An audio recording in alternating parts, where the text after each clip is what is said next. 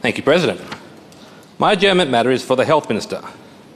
Many Victorians, me included, had hoped that we would eventually move past the state of emergency and get back to normal. Not COVID normal, old-fashioned normal.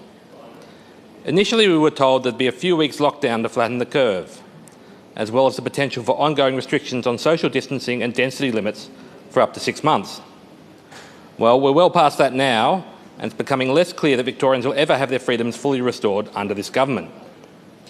The new roadmap was meant to be a plan for how to do this, but the final phase of the roadmap still includes restrictions. This government's COVID roadmap is a roadmap to nowhere. What this plan says is that even with 80% of the 12 and up population being double vaccinated against COVID, restrictions are expected to continue indefinitely. Early in the pandemic, my colleague David Limbrick asked the Premier if we'd ever get all of our freedoms back. The Premier told us that we would, eventually.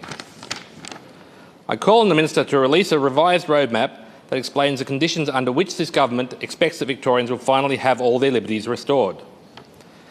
As the vaccine mandates roll out and this government strives for increasing degrees of authoritarianism, it's becoming clearer that lockdowns and restrictions will continue through 2022.